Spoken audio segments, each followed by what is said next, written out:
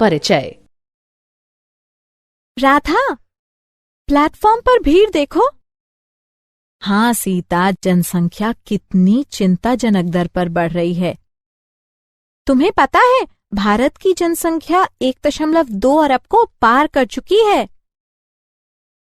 हाँ, और यदि जनसंख्या का बढ़ना इसी तरह से जारी रहा तो हम हमारी सारी बुनियादी जरूरतों से वंचित रह जाएंगे।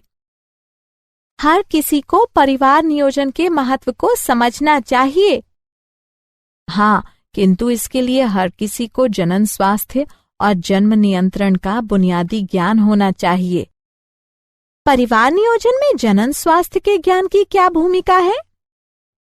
अच्छा, आओ मैं तुम्हें जनसंख्या विस्फोट को रोकने में जनन स्वास्थ्य और इसके महत्व की जानकारी के बारे में विस्तार से बताऊंगी। उद्देश्य। इस पाठ के अंत में आप निम्न करने में सक्षम हो जाएंगे: विभिन्न जनन समस्याओं और कार्यनीतियों की पहचान करना, जनसंख्या विस्फोट के कारणों को समझना, जन्म नियंत्रण की विधियों की पहचान करना, MRT को समझना, यौन संचारित संक्रमित रोगों की जानकारी प्राप्त करना, बंध्यता के कारणों को समझना। जनन स्वास्थ्य। जनन स्वास्थ्य न केवल जनन रोग या अशक्तता से मुक्ति की, बल्कि संपूर्ण शारीरिक, मानसिक और समाज कल्याण की एक अवस्था है। जनन स्वास्थ्य का सरोकार जीवन की सभी अवस्थाओं में जनन प्रक्रियाओं, कार्यों और प्रणाली से है।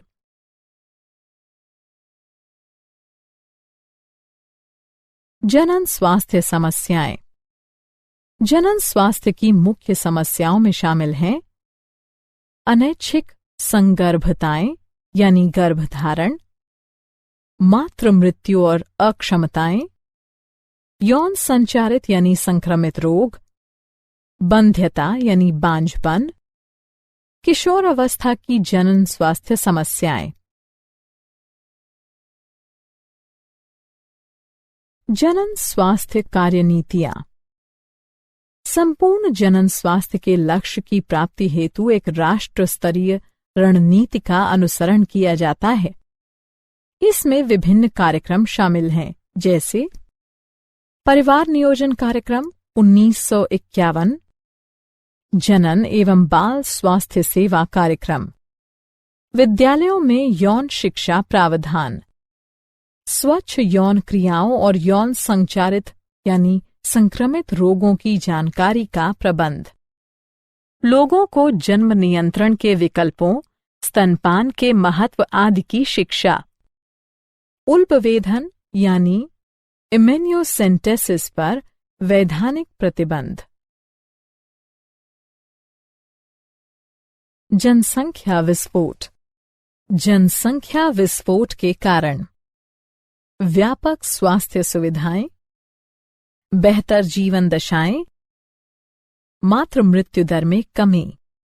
मातृ मृत्यु दर प्रसवावस्था के दौरान 1 वर्ष में होने वाली मातृ मृत्यु की संख्या तथा उसी वर्ष में जन्मे जीवित बच्चों की संख्या का अनुपात है।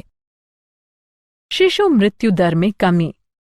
शिशु मृत्यु दर 1 वर्ष के अंदर मरने वाले बच्चों की संख्या को उस वर्ष जन्मे जीवित बच्चों की संख्या से विभाजित करने को दर्शाता है। मृत्यु दर में कमी समय की एक निश्चित अवधि के दौरान एक निश्चित क्षेत्र की जनसंख्या में होने वाली मृत्यु का अनुपात है।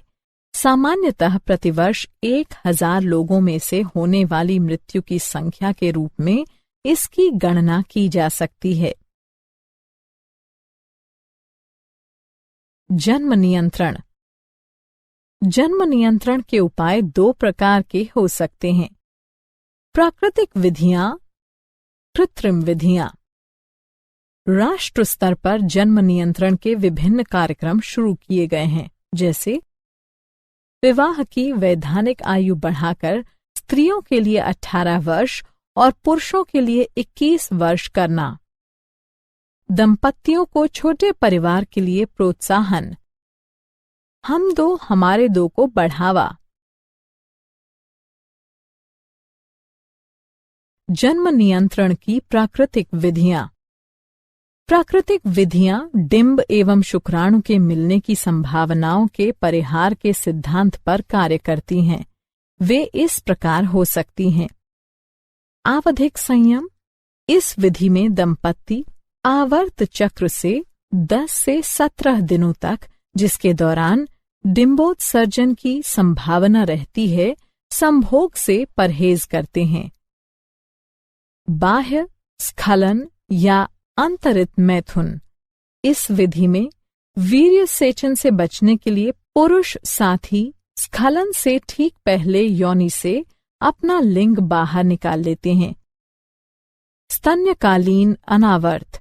इसका तात्पर्य उस अवधि से है जिसके दौरान मां बच्चे को स्तनपान कराना जारी रखती है और इस दौरान गर्भधारण की आवधिक संभावनाएं प्रायः नगण्य रहती हैं।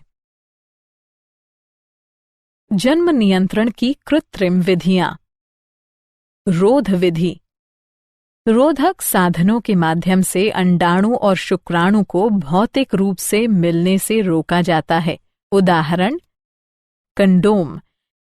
ये रबर या लेटेक्स के बने होते हैं जिनसे पुरुषों के लिंग या स्त्रियों की योनि या गर्भाशय ग्रीवा को मैथुन से ठीक पहले ढका जाता है। इसके फलस्वरूप स्त्री के जनन मार्ग में शुक्राणु का प्रवेश नहीं हो पाता है। डायफ्रम यानी तनुपट, गर्भाशय ग्रीवा टोपी, वॉल्ट। अंतःगर्भाशयी युक्तियां। ये युक्तियां विशेषज्ञों द्वारा योनि मार्ग से गर्भाशय में लगाई जाती हैं। ये शुक्राणुओं की भक्षकाणु क्रिया यानी फैगोसाइटोसिस बढ़ा देती है, जिससे शुक्राणुओं की गतिशीलता तथा निषेचन क्षमता कम हो जाती है।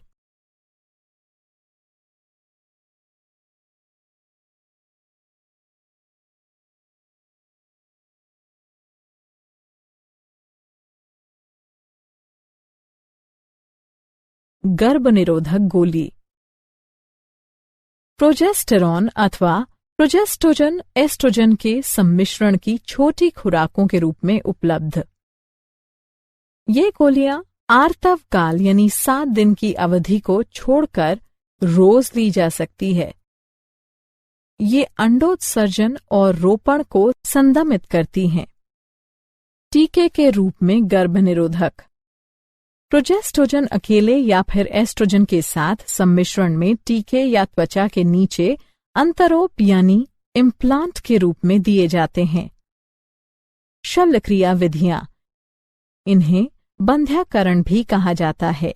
ये विधियां गर्भधान से बचाव की अवधि विधियां यानी टर्मिनल मेथड्स हैं। ये 2 प्रकार की होती हैं। शुक्रवाहक यानी उच्छेदन, वैसेक्टोमी।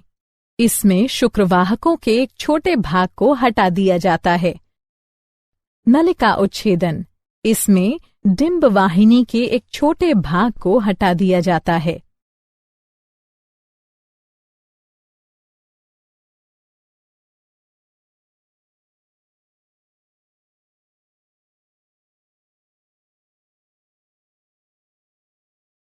सगर्भता का चिकित्सीय समापन। गर्भावस्था पूर्ण होने से पहले जानबूझकर या स्वैच्छिक रूप से गर्भ के समापन को चिकित्सीय सगर्भता समापन या प्रेरित गर्भपात कहा जाता है। भारत सरकार ने चिकित्सीय सगर्भता समापन के दुरुपयोग को रोकने हेतु इसे कुछ सख्त शर्तों के साथ 1971 ईस्वी में कानूनी स्वीकृति प्रदान कर दी थी। सगर्भता की पहली तिमाही अर्थात 12 सप्ताह की अवधि के दौरान चिकित्सीय सगर्भता समापन को अपेक्षाकृत अधिक सुरक्षित माना जाता है।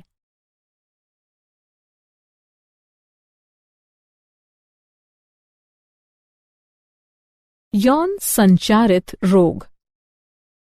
सहवास जन्य रोगों या संक्रमणों को सामूहिक रूप से यौन संचारित रोग कहा जाता है। सुजाक, उपदंश यानी सिफिलिस, जननिक परिसर्प, क्लेमिडियता यानी क्लेमिडियासिस, लैंगिक मस्से, ट्राइकोमोनसता यानी ट्राइकोमोनियासिस, यकृत शोथ बी और एड्स। संचरण की विधि: रक्ताधान, असुरक्षित सहवास, संक्रमित सुइयों और शल्य उपकरणों का साझा प्रयोग, संक्रमित मां से बच्चों को।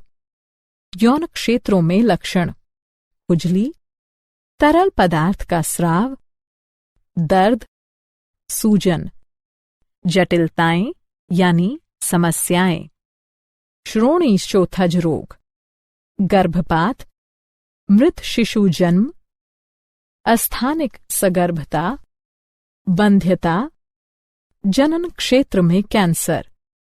रोकथाम: अनजान व्यक्ति या बहुत से व्यक्तियों के साथ यौन संबंध से बचें। सहवास के दौरान हमेशा कंडोम का उपयोग करें। संदेह की स्थिति में आरंभिक जांच और संपूर्ण चिकित्सा से समस्याओं से बचाव हो सकता है। बंध्यता: बंध्यता से तात्पर्य असुरक्षित सहवास के बावजूद संतानोत्पत्ति की असमर्थता से है। बांझ दंपतियों को संतानोत्पत्ति के योग्य बनाने की विभिन्न विधियां सहायक जनन प्रौद्योगिकी कहलाती हैं। ये हैं पात्र निषेचन, इन विट्रो फर्टिलाइजेशन, युग्मक अंतः डिंब वाहिका अंतरण, अंतः कोशिकीय शुक्राणु निक्षेपण यानी इंट्रा साइटोप्लाज्मिक स्पर्म इंजेक्शन, कृत्रिम वीर्य सेचन यानी आर्टिफिशियल इंसेमिनेशन। ART तकनीक: पात्र निषेचन। इस विधि में प्रयोगशाला में अनुरूपी परिस्थितियों में पत्नी या दाता स्त्री के डिंब और पति या दाता पुरुष के शुक्राणु एकत्र कर उन्हें युग्मनज का निर्माण करने हेतु प्रेरित किया जाता है। फिर इन युग्मनज या भ्रूणों को डिंब वाहिनी नली या गर्भाशय में स्थानांतरित कर दिया जाता है।